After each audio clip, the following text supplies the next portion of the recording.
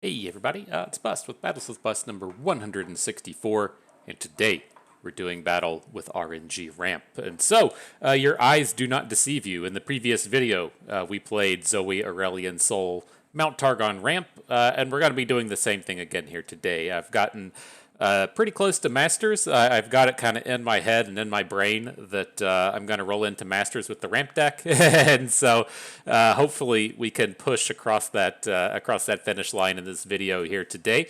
And get the big Masters hit with the ramp deck. And so I've been having a lot of fun with this one. You know, first and foremost, I think that's the most important thing to be doing. If you're playing a children's card game and not having fun in the process, then you're doing something wrong. And so I've been having a lot of fun with this one. It's not the highest win rate deck. It does get murdered by the aggro decks. The mid-rangey matchups are pretty coin flippy. The slow decks are pretty good. And then we're going to have some games to where we need to hit on our Targon's Peak and miss. And then we're going to have some games to where we just get the turn 5 Aurelion Soul and crush from there. And so lots of real excitement coming with this one. I have fun with it. I hope you have fun with it too, because that's what we're going to be doing battle with today. So in terms of our previous video, though, I did take out the Buried in the Ice. I was not particularly happy with how it went. It was just a little awkward in terms of finding the right time to drop it. It's just still pretty dead against something like Pirates, but I was expecting it to be better against things like Zoe Heimerdinger, to where they flood out the board pretty quickly and then you can just shut it all down for a turn. And I was expecting it to be a little bit better against things like Viego, to where they do a similar thing. They slowly build up a big board with the invasive Hydrovines and the like, and it just never really pieced out how I wanted. So I did add in the second Sunburst and the third Blighted Ravine as the replacements for the two Buried in the Ice. And otherwise, we're all the same. Same thing as in the previous video, and we are good to go. And so, before we dive into battles, we do need to pay the pay-to-win price. All of the commons and uncommons are paid up for in this deck, but I felt like if we really want to use this one to push our way into Masters, we should probably go and upgrade the Peak itself. And so, we're going to get this premium Targon's Peak ready for battle, and we're going to dive on in, see if we can't make our way to Masters. And so, I forget where we were at. We're pretty close. 66 LP Diamond 1. If anything goes like the previous video, we'll just go 2 and 6 and be nowhere close. But it'll be pretty sweet if we can roll this over. I hope I don't have to make like 3 and 4 Aurelion Soul videos just to document our progress. But if that's what we got to do, that's what we got to do. And so I don't know what camp you're going to be in. If you're going to be cheering for more Aurelion Soul, or if you're going to be cheering for us hitting Masters and moving on to something else. I could see an argument either way, but we're going to do it. I'm all in at this point, so this is what I'm doing. If we even get to play, come on, Riot. Let me restart and see if this will fix itself. All right, the matchmaking didn't get messed up. It still says we're at 66 LP, so we didn't lose out on anything there, unless it has us kind of magically in another game that we just aren't a part of. But I don't feel like we've had that problem with this game here. And all right, the deck that we were looking to target a bit in the previous video turns up. We get to do battle against the Heimerdinger Nora. We'll see if we can't cruise to victory here with the Targon's Peak based draw. It's premium. That means it's turning up just at the right times.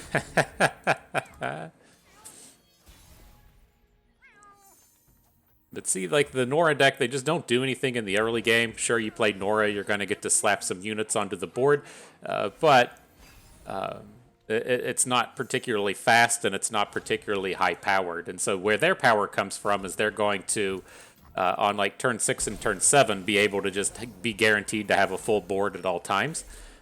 But we can not have to worry about the early game struggles here. It's not like he's going to kill us on turn 6 with a Nora and a Junk Construct.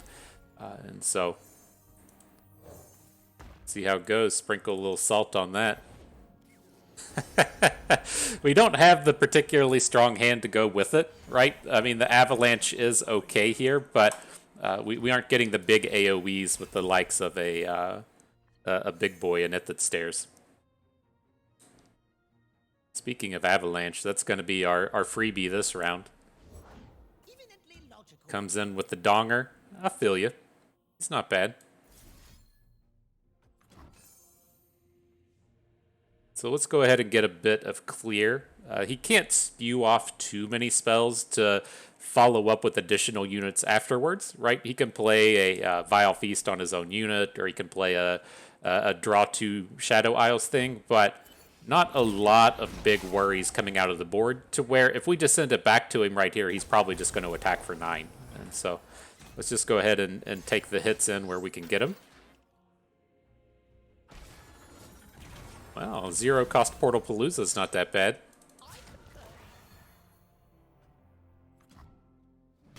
And then we have a couple of options on this turn, right? We can go big with the star shaping so that we have a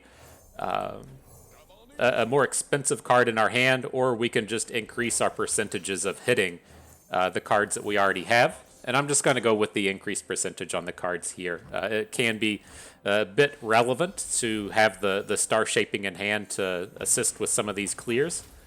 And so, see here, just come in and try and kill everything. The important thing with this one is it gets to clear out the Donger. Like, he can do stuff like play Vengeance here and add a big expensive unit to his hand, but we don't really want to let him just sit around with a Heimerdinger on the board. Okay.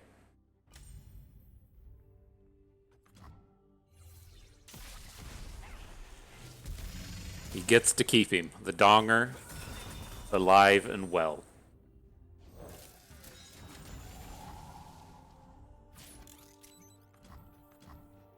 Okay.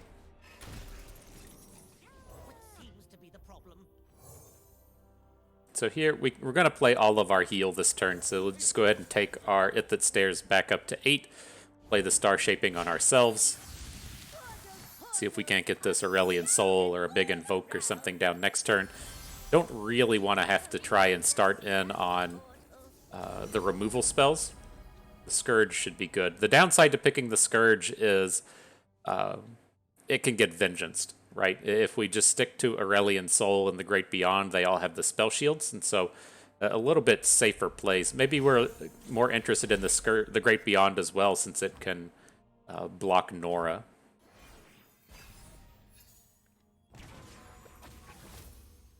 Could you getting the expensive bros? So I'm not super interested in stopping the portals, right? It still just plants 1 portal even when she's flipped. Kind of whatever about that. Are we excited about any of these? I never really want the Cosmic Inspiration. We're probably just going with another Living Legends. If he doesn't have any more interactivity this turn, our Aurelion Soul's going to flip, and then flipped A Soul with the Living Legends is pretty big.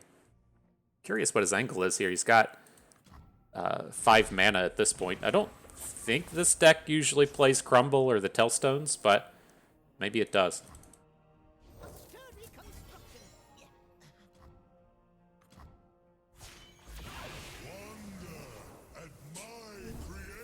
All right. Get that big dragon down. And then our Feel the Rush got cheapened. Perfect. Perfect. So, I suspect our Aurelion Soul's gonna get killed here, but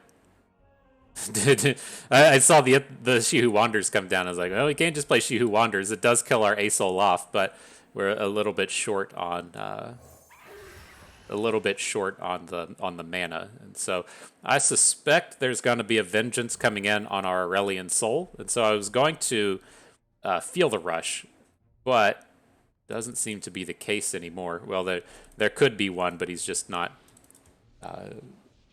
playing it. Okay. GG. Market a W for Bus.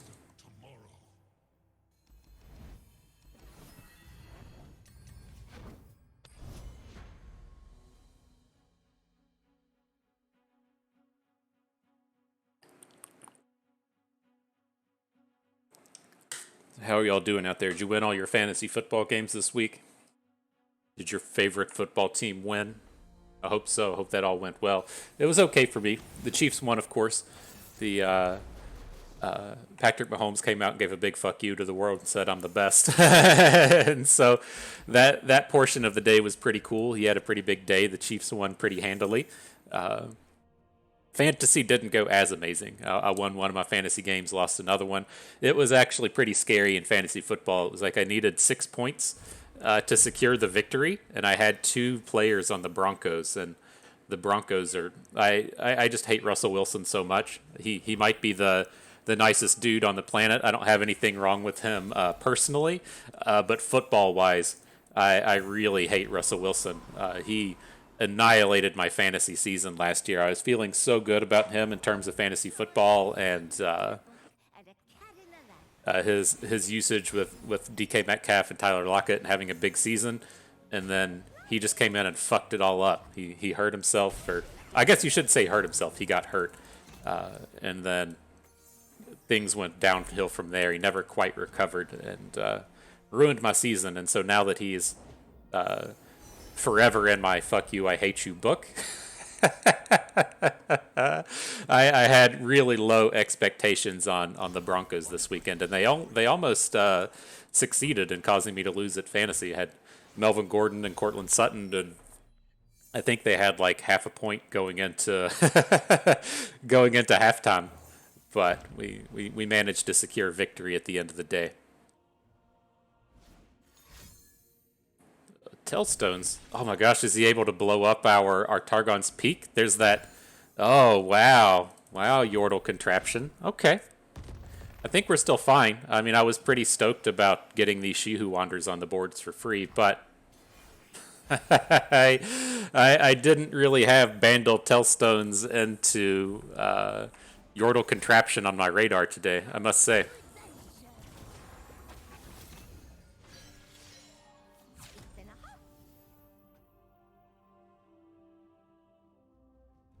Okay, so let's just go ahead and take this damage. We have a couple of choices about to come up, right? How do we want to handle this in terms of It That Stares and She Who Wanders? She Who Wanders is the big one, because she just nukes their entire deck, right? They still have access to the summons off of the top, but all of their units are so cheap. At least the unit-based things get removed, and specifically removing their Noras and their Dongers. But it feels like we're kind of far away from that. The other big thing is if we wait 2 turns from now, we can just feel the rush. And so if we're going to try and feel the rush, we do need to protect our faces of the old ones a little bit.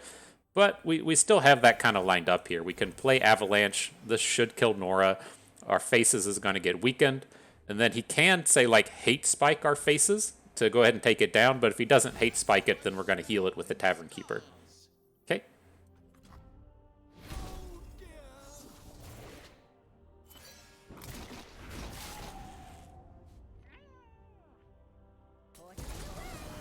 Alright, heal, bro. Let's go ahead and get you on the board. Not going to be playing anything else next turn now. At least with the banked spell mana. We are going to want to look to banking up a bit of spell mana so that we can feel the rush 2 turns from now, but we're not going to use anything this turn. Oh boy, that was fun. I guess he's out of portals now. I guess he's out of portals. But we'll see if he comes in and opens next turn. It's not a lethal open. We have a decent block with the Tavern Keeper, and then if he plays anything else now, we can just AoE the board with It That Stares. Okay.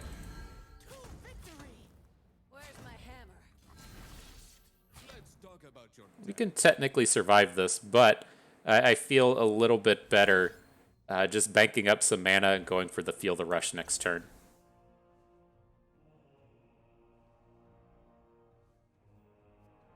Did this dumb shit hit quick attack? Oh, he's got it off of the drummer. Okay. Sure. Would we rather... I mean, if we want, we can look to block the drummer and then just follow up with It That Stares. Like, what is this? He deals 5 to us? Maybe this is the way to go. We fall to 5. We still have to worry about atrocities, but his options are pretty limited to that point. And then if he's going to have more attack-based shenanigans on his next attack, we'll still have access to the Celestial Wonder.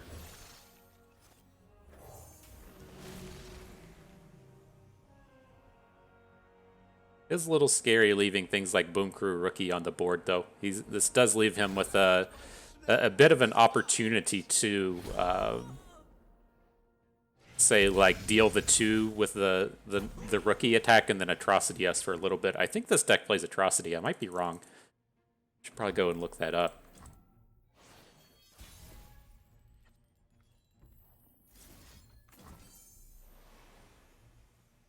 All right, make some KDA noises.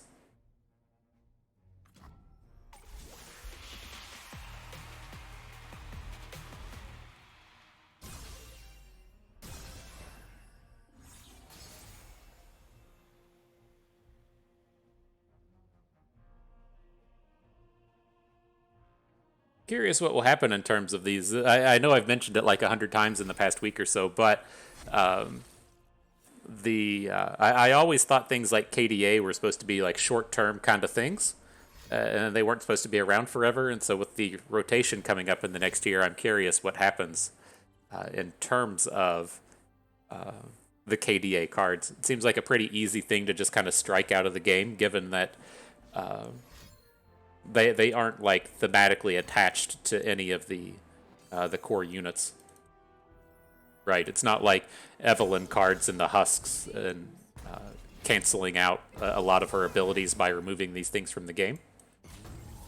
So, curious what the big plan is there. Oh, this is good. Our only real concern next turn is him getting wider than us and killing us with the Biggle Dust. I mean, he still can kill us with Atrocity, right? But I feel a lot better with him just coming out and blocking. By hook or by crook, I'll find you, dear cat. Cup of tea? Fine by me.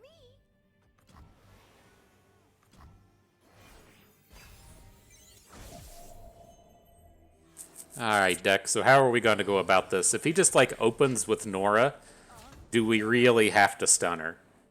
That sucks so much. I mean, probably.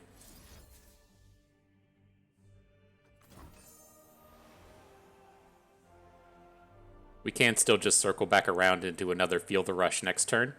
And then things like the Messenger will put us up to 20. And we'll catch an Aurelion Soul Flip if opponent doesn't do anything else. Eminently logical. It's a big old donger. Quite the unit to attach all the skills to when we're trying to drop She Who Wanders out here.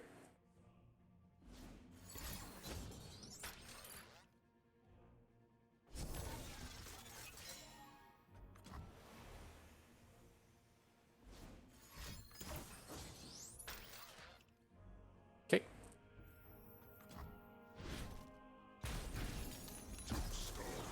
So now the new fresh question is, do we want to get another Zoe on the board, or do we want to hang on to Zoe for the flip, right? So we can try and get the stun. And I think we should probably just try and keep her for the stun. I mean, she does have the capability to come down and just block Nora next turn. And so maybe there's a bit of value in that. It's also going to drop another unit here. We're going to have to block the lobber with it that stairs. Let's wait.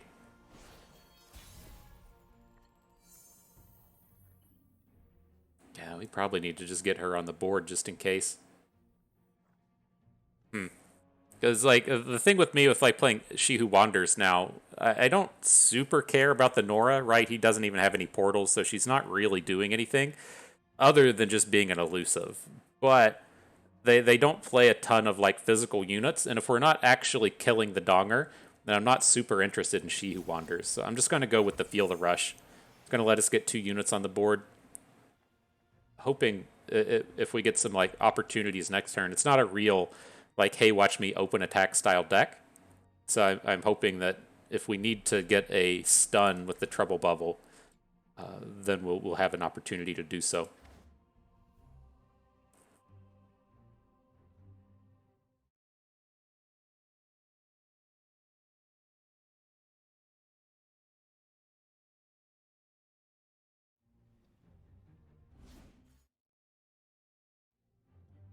Is this just going to be the Atrocity?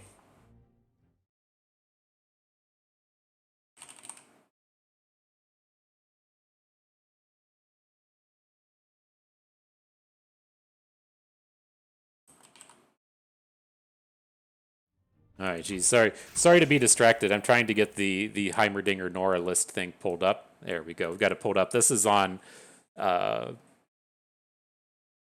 Balco's site, the lor-meta.com. Just wanted to see if Atrocity was one of the cards that's typically in the list. It's not, and so don't have to worry about getting burned out in that fashion. So let's bring the squad in.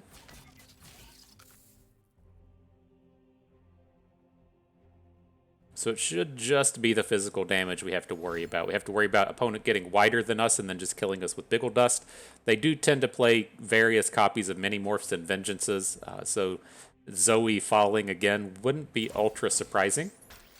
But we shouldn't have to worry about something killing us outside of combat.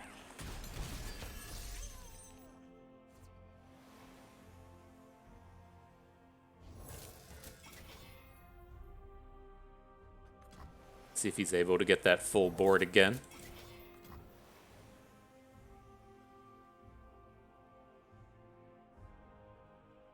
And I guess the other fairly important thing with this board is the Big Ol' Dust. It gives Nora +1/+1, but not +2/+2, right? She's not a summoned unit.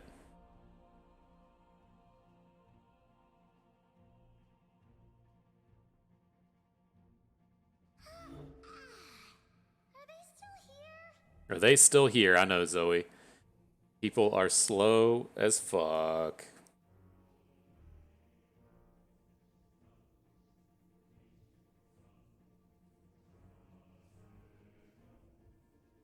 Thinking on it real hard.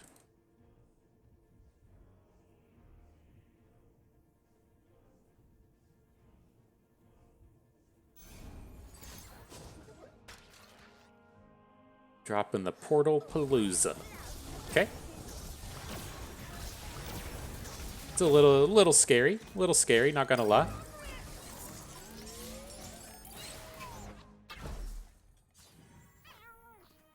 This guy says, y'all just need to be ready to squeeze them butt cheeks.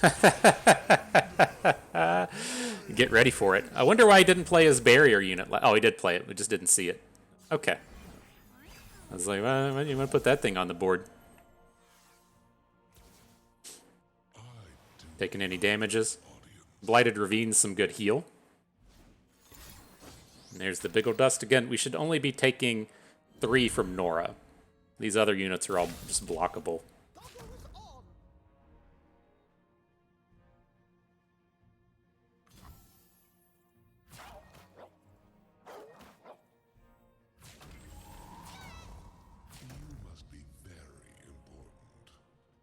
Okay. So we would end up losing to the likes of a Shadow Isles Tellstone. He could take Nora up to 5 attack and go for the kill here.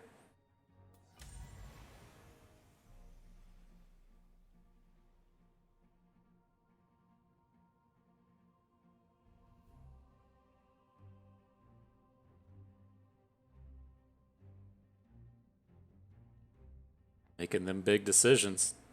Do I put the lethal on the board? it's always a tough question to have to ask yourself. Should I attempt to win the game? Should I take longer? This is the big thing to decide. These videos been taking fucking forever, man. I usually get get about 8 games in an hour, and these videos have been taking an hour and 15 or so. This format's really slowed down, and not the hugest fan of that kind of thing. Okay.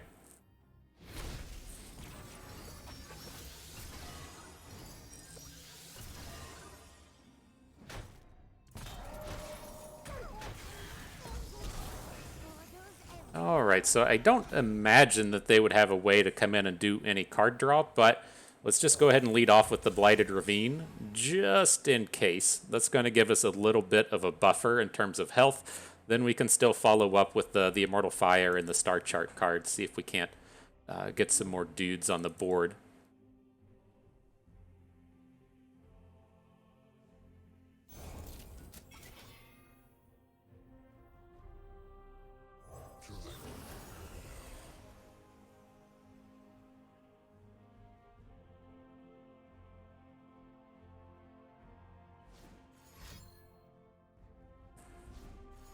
Alright, lots coming at us. These gonna be a bunch of pokey sticks coming to the face. Double hate spike. And a pokey stick into Aurelion Soul. Alright. Sounds good to me.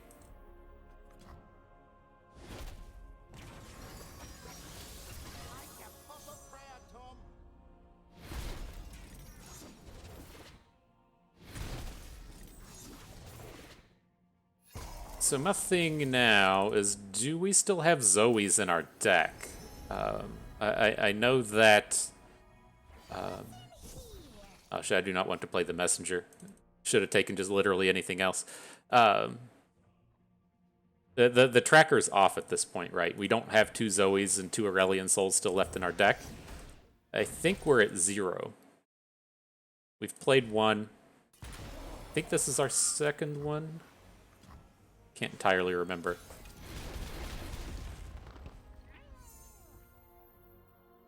So, She Who Wanders, what do you actually kill? Should be killing Nora and the Ethereal Dancers. That would get us to a lethal by elusives. I think I'm fairly on board with that. The other option here is we do have the Ithit Stairs to clear out a couple of units potentially, but I think we'll just go with the She Who Wanders. This also gives us the opportunities to take it down the likes of any Heimerdingers that are still in their hand.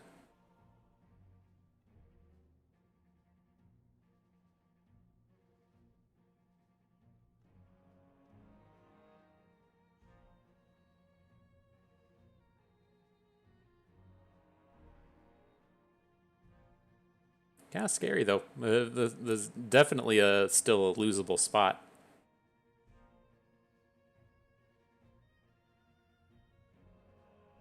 That's what happens when they blow up our Targon's Peak. It's fucked up, dude.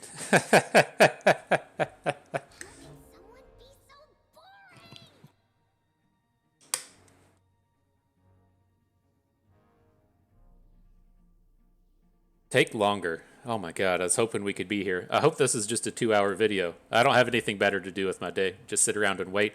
Man, I hope I don't have to switch to Marvel Snap, but this is this is the kind of shit that makes me go, oh wow, it would be a nice to play a game where both players play simultaneously. I hate to advertise another game as we're out here playing Runeterra, but oh my god, I cannot stand how this shit just takes forever sometimes.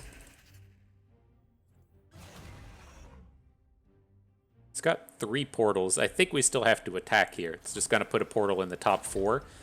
And so 25% of the time we're in a better space than we were right now.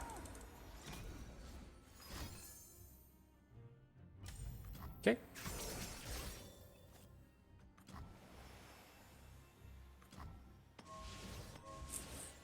Alright, let's see if he spikes some portals here. 1. Ooh, that's a big one too, hitting a challenger, because he's got the Overwhelm Stormlobber and he's got the Overwhelm coming out of the Shark Trainer. Oh, he probably just did it. Probably. It's 11 coming at us. We got a Catalyst, we got a Star Shaping. Yeah, that's there for Exacties. Right, I don't think we have a better block out here. Nope. Oh boy, I love it. I love it. It's take fucking forever. Where are we at? We're 25 minutes into the video. I feel like that was a solid 17 minutes of it. Oh man. It takes so long. On to the next one.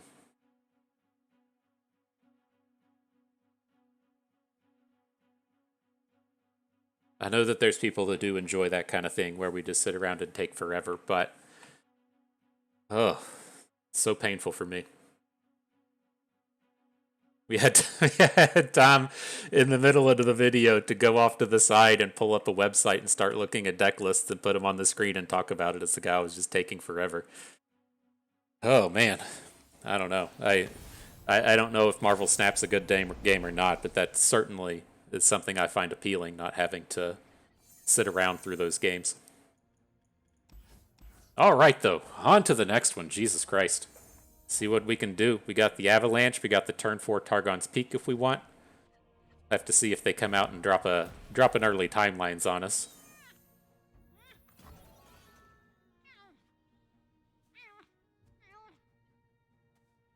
Thinking real hard. Do I play the timelines on turn 1? This is a big decision. Not sure if I should do it. There we go. Decision achieved. I should play the timelines on turn 1.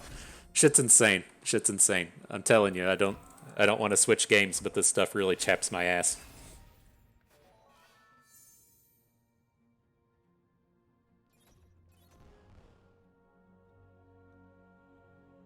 Good back and forth action here. Lots of interesting activities happen.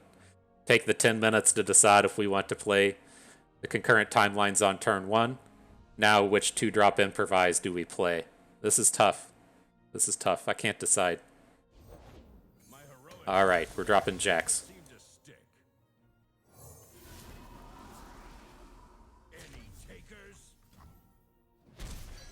So we'll see what he plans to do next turn. I'm not opposed to just passing. I'm also okay with stalling on the Avalanche just a little bit to see if he passes. Like, playing against the Timelines deck, they're going to get all of their advantages out of the Timelines, right? Banking up the 3 mana just is not super good for them. And so he's not going to be like, hell yeah, my strategy's working. I'm getting you really good with this tempo and just banking 3.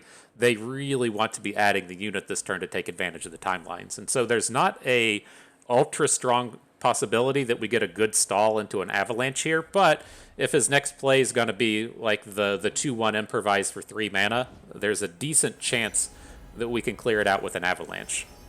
So he's going to need to come out and pick up like a Pot of Pain or a Tough, and he's going to have to hit to gain a couple of bonus stats. We have some opportunities that we would be able to clear out both of these.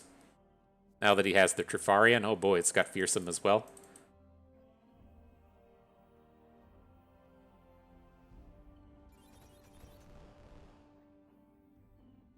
Can we ever play both cards next turn? Right? We need 9 mana to both Targon's Peak and Avalanche, so we have this really strong hand.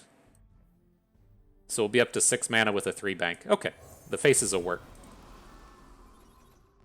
This leaves us in pretty much the same spot, right? We can't block the Trifarian. Jax will still be on the board, but we can still block him. And then we have the 9 mana to Avalanche Targon's Peak if we want.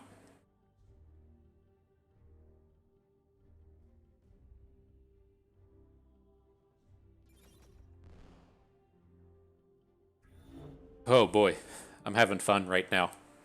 Let me tell you, just love watching this rope go down. I hate to be a complainer, but these games are not fun.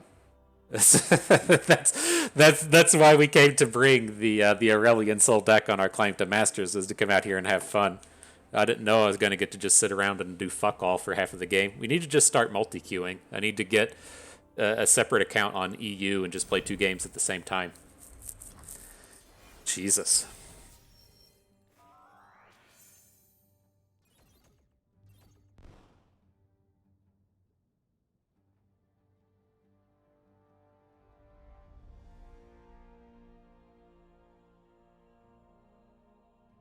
Lots of fun. Lots of fun. There we go. He did something. Look out, guys. He did something.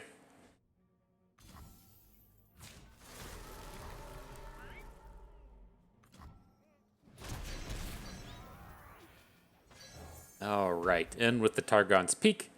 We're going to Avalanche this turn. We just want to make sure we have our highest % chance to hit one of our expensive cards next turn. Has a minor upside in killing the Jax, but do not care so much about Jax living or surviving through this as much as getting the opportunity to hit one of our expensives here.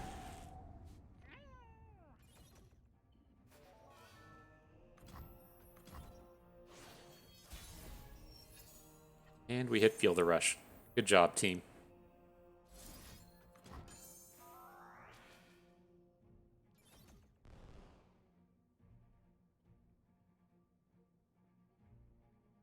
I hope there's someone at Riot that just sits around and like watches my games as they're happening live, and they're like, oh yeah, this guy is taking fucking forever. Let's just get this out of the way as fast as possible. Put put the Targon's Peak onto the Feel the Rush, and let's see if we can't get him onto another game. He's just going to start advertising Marvel Snap if we don't get this out of here faster.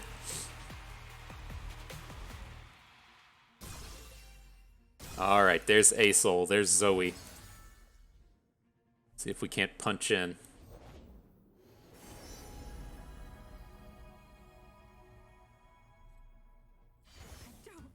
I don't need anyone.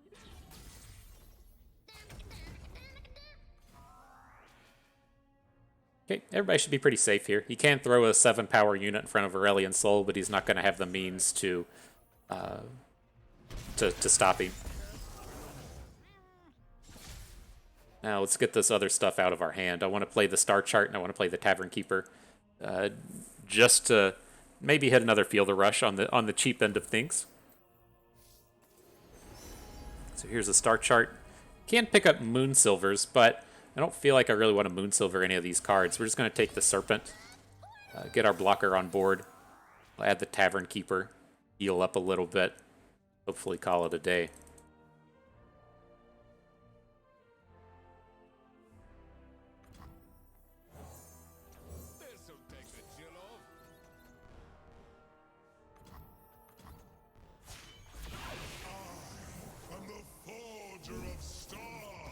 Yeah, the Forger of Stars. Let's fucking get him, Aurelion Sol. Let's fucking get him. Not a super awesome collection of cards that we just hit, but we'll make the best of it. It should be pretty tough to get lethaled here.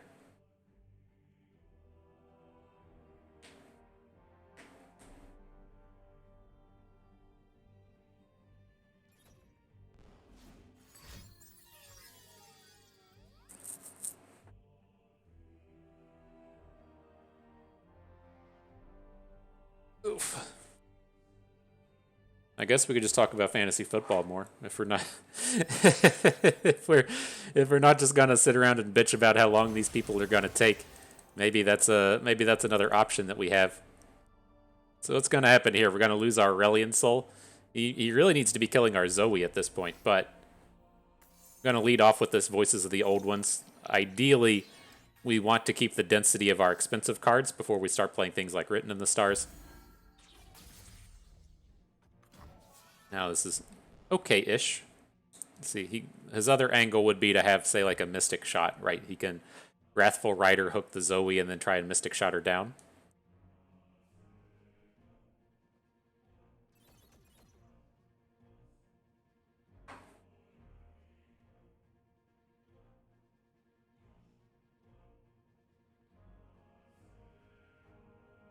Boy.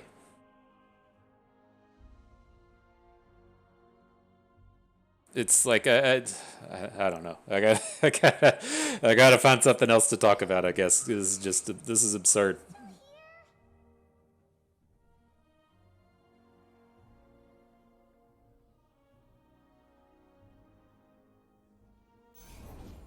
There we go. We played a Jax. Good job. And you know what? Also for me. Sword, staff, fish, nothing.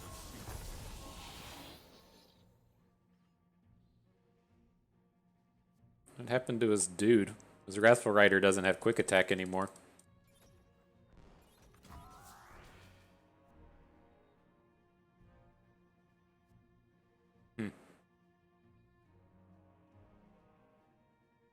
Well, whatever just happened, that seems negative. that does not seem positive. Oh, did he have Light of Acacia equipped to him, and now Jax just gets it back? With the auto equip on the Light of Acacia? Gotcha. So after making us play for 12 to 14 minutes, it feels like this is probably the spot to just go ahead and rage quit and throw the phone across the room. let's just go ahead and give up on the game and take longer. I made a misplay. Let's make him sit through it.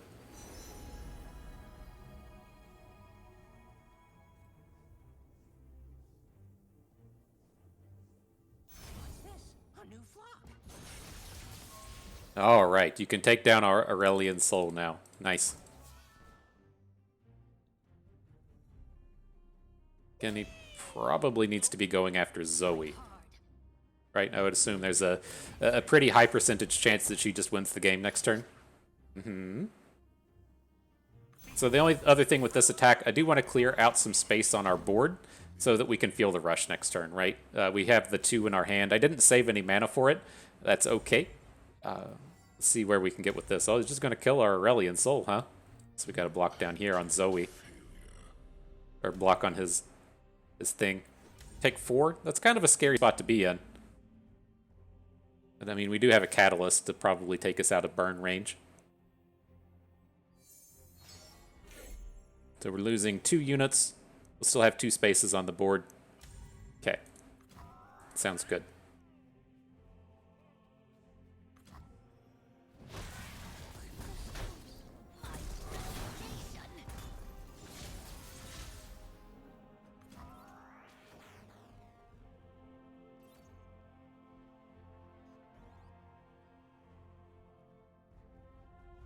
This is insane, right? I keep checking the timer on how long the video's been going. I like to play games straight through. I haven't cut any of the video out, and we're currently at 37 minutes.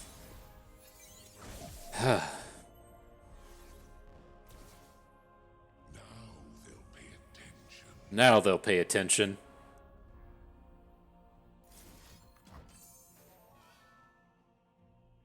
Alright, so here comes the Fielder Rush. We also have this Moon Silver into the Sky's Descend to AoE down their board. We should be pretty good from this space forward, as long as we don't run into, like, double Mystic Shot Get Excited or something here.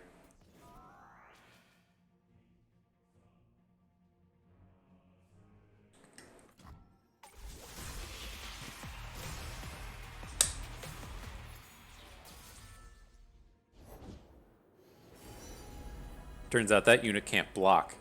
I did the mathematics on that unit. He can't block. Jesus fuck, that takes forever. I don't know. My thing with like the chess clocks in this system and the timers and everything. We've seen like 3 different versions of it across the games, right? At least to the best of my knowledge. Magic Online, the shitty graphical one, does the chess clock, which I've always been a big fan of.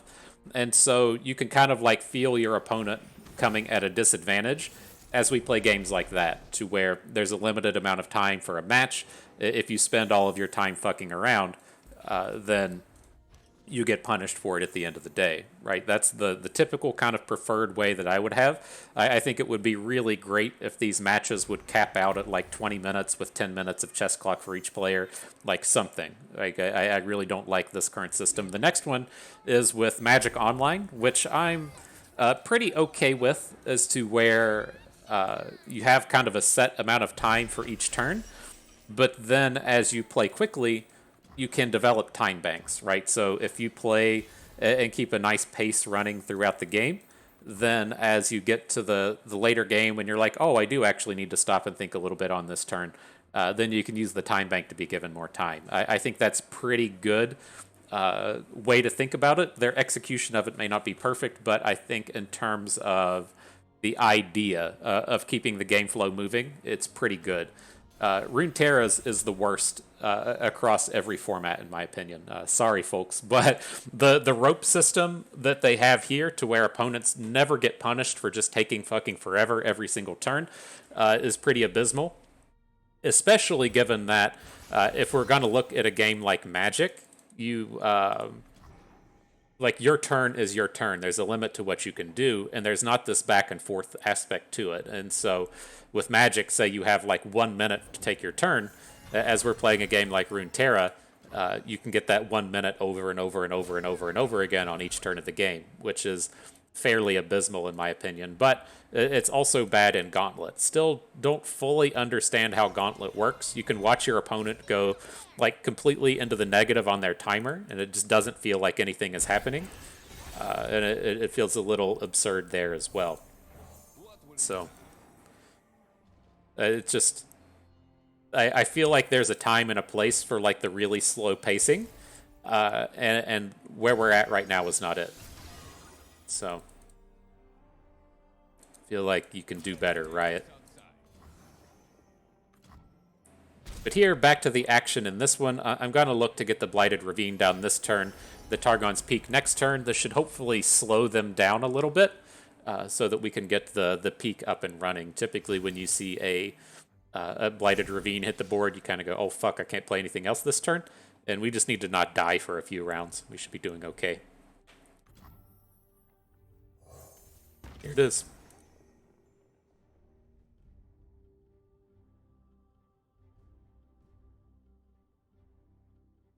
Drop that premium Targon's Peak. There's nothing here to make us sad, right? We're not gonna run into any more Ionian Tellstones, huh? This guy hasn't been playing any conchologists.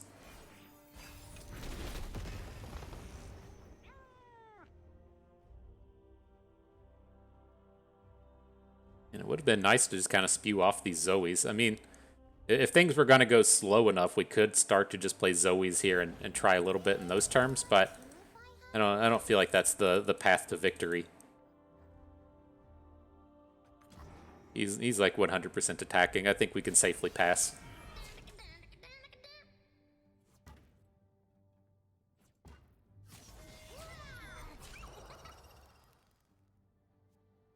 Zoe is getting a little bit scary in terms of flipping. She's got 5 cards up to this point. He's about to hit another star chart. And so there is some realistic shot of her flipping and us getting hammered.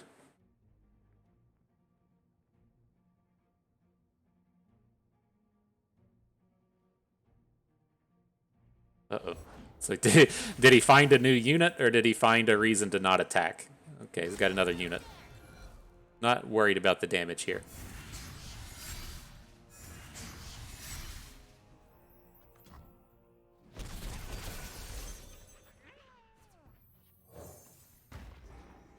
All right, let's see if we nail this coin flip.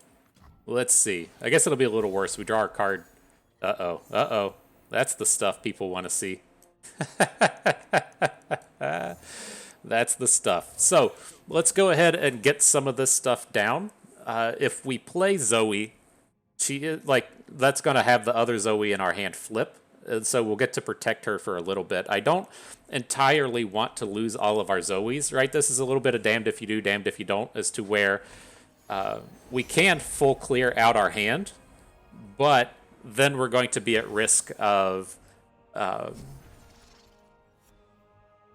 just like not having good targets for the Field of Rush here in the future. And so I'm thinking what we want to do is play Zoe. This is going to flip to the Trouble Bubble in our hand. We can still get her down this way, right? It's just going to be a matter of, do we want to try and Field the Rusher? And I don't think we do.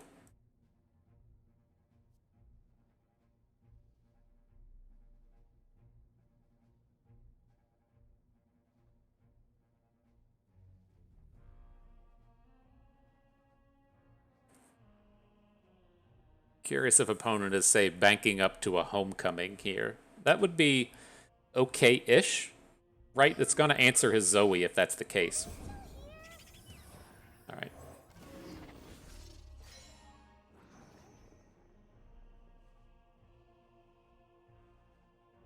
What's up, fam?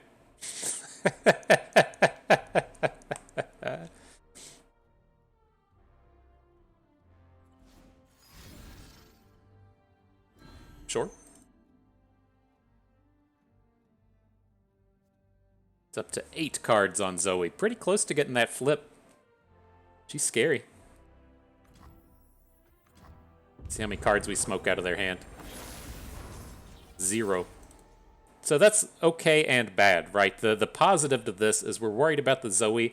The scary thing with the Zoe flip is once he plays a follow-up, right? So if he has a elusive, he wants to place things like Sparklefly.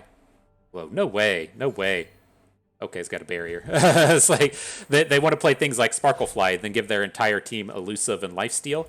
And so with us acing all of his units, that should leave us in at least a little bit better spot in terms of our chances to get killed right here.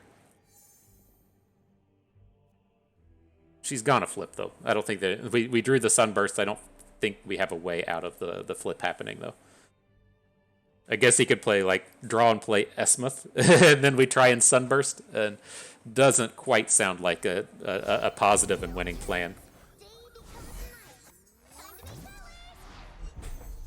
The other thing we gotta kind of slightly worry about here is opponent having a deny. Right, if we try and feel the rush, then he has a deny. It's not awesome.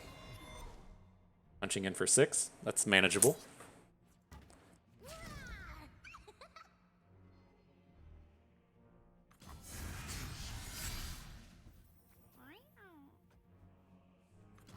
What does the silence even do?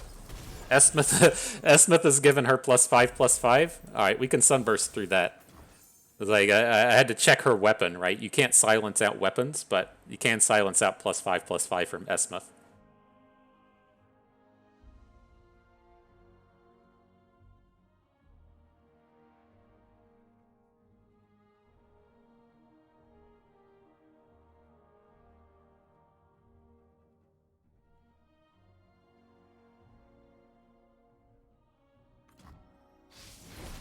Alright, she's gone. Now, her ability persists, right? That's the thing with old Zoe.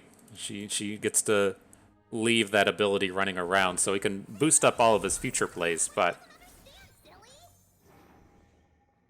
for right now, at least the scary elusive has been dealt with.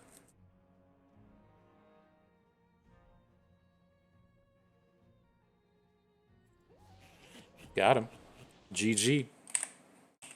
Market a W. FTP bust. Best player in the world according to ftpbust.com. There we at. Hey, we rolled over. Good job. GG, go us. We did it in the matter of 4 games. We managed to hit Masters with the Aurelion Soul ramp. And so I think I want to get one more game in. Again, I'd like these videos to last about an hour.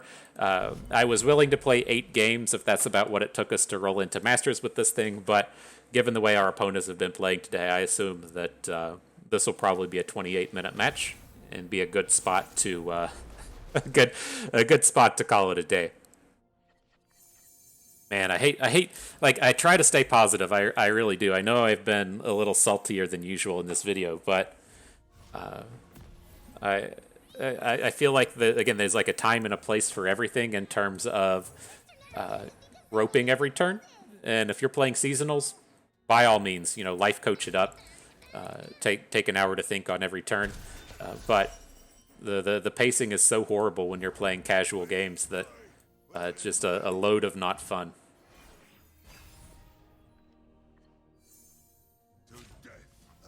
All right, though. Back to the action here. Not the greatest hands. We did mulligan into the Targon's Peak, but we didn't hit any of the good early ramp. So, gotta try and stall just a little bit. Rip Zoe. Not the biggest problem. We just need a little bit of something to do. Draw more Zoes. I don't think we really want to get her on the board. We have the mana to spend on star charts now. The Trickster seems pretty reasonable. Like, the way that these upcoming turns are going to sequence are going to involve playing a Blighted Ravine on turn 4 and playing a Targon's Peak on turn 5, and that just doesn't really line up with having good and successful turns with Zoe. This is okay-ish. I was curious if we should have just passed there. It felt like a decent spot to do it. Because this deck doesn't play like a million units, but I think we're still fine.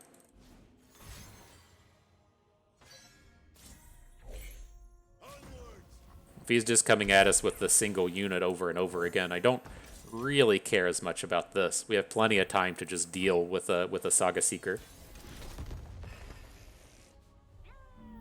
Let's have some fun. Who's here for the fun? It's me. I'm here for the fun. So at worst, next turn, he's going to make like an open, and then we'll just be able to stun the big boy and not worry about the damage. And then from that point, the game should be fairly done. We don't have the means to get like a guaranteed kill, right? Trying to drop in a... Oh, wow. We don't have, like, just trying to drop in some of these bigger plays, but or I'm sorry, you can't, like, Sunburst and then them have appropriate removal. We ever just drop the Ithit Stairs? I mean, it should shut down a lot of this attack, right? If he wants to come at us with the Saga Seeker, he still can. But I think we're reasonably strong here. A man against all gods. We still have the stuns.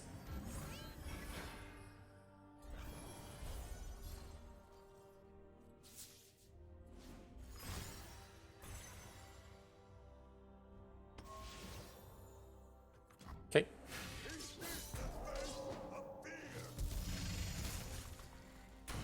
Little scarier than I would like, but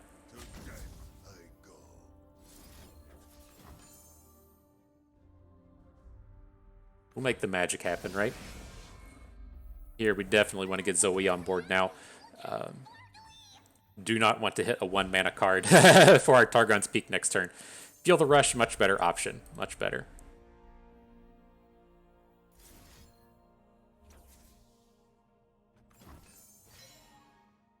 I don't feel like this is the right one to target the Pantheon. Like, it feels okay with him having additional Pantheons in his hand. And this does open him up to be able to play, like, another Pantheon right now. So, that feels like a little scary. I feel like maybe we should have targeted the Saga Seeker there. But, it didn't. Didn't. Sure didn't.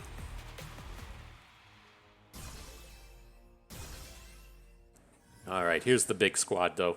Not attacking with Aurelion Soul here, right? Having a Soul run into the Saga Seeker and get a trade, not awesome. I really want this Aurelion Soul to flip. And so if we make it into next turn, then it'll be an option. But he's going to single combat our Zoe. Cataclysm. That's kind of nasty. I guess if we're going to be, like, real about this, we need to get this dum-dum off of the board. It's kind of damned if you do, damned if you don't, right? In terms of, if we attack with the Aurelion Soul now, he's going to have a, like, he can block with the Ibex.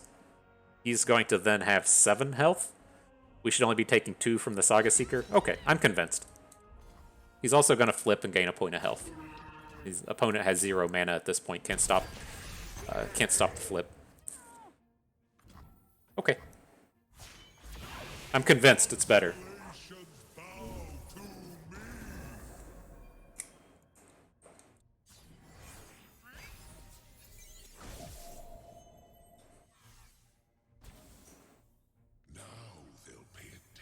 Definitely feel okay now.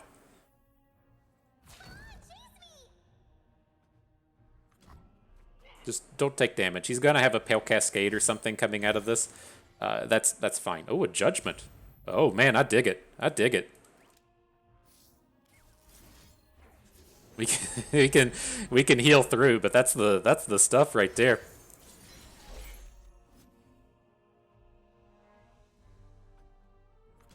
All right.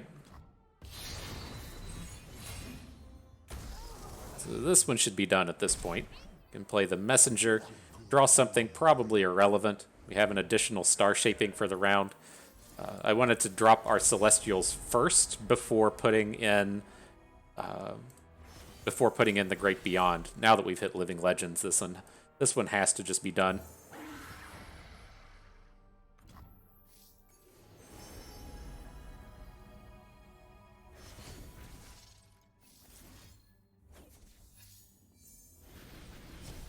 All right. Let's inspire the Cosmics. Play all of these dudes. We hit a couple of Travelers in here. Feel like we can start to emote. I feel like it's gonna be okay. Drop a little bit of Cupcake in there.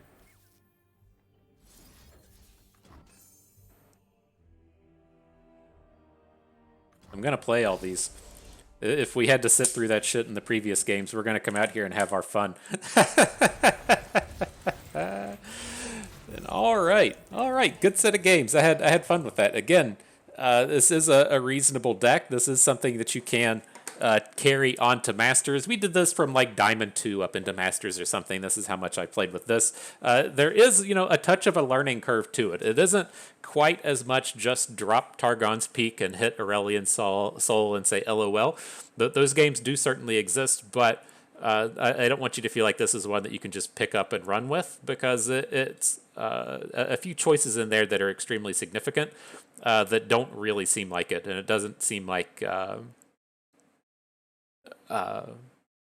obvious as to kind of the correct paths to take and the things to take with star shaping and the like. And so, give it a good 15, 20 games before you make a big decision on it. There is more to it than just ramping directly into your Aurelion souls. But again, it has a fairly reasonable spot in the meta, depending on what you're seeing, right? We know that Pirates is still the best deck in the format, but it doesn't have the play rate to match that. You're going to get murdered by Pirates, right? Pirates, Scouts, Blade Dance, whatever.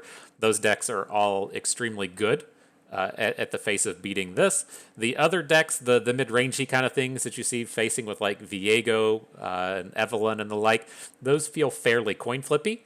And then the things that we're looking for, the slower ones that don't have a great late game, the various Noras and the Darknesses, the Ezreal Kennons and the like, if they're going to say, cool, I'm not going to do anything until like turn 8 other than prevent damage, then you say, cool, I like your theory here. I'm going to start playing 10 drops on the 5th turn of the game.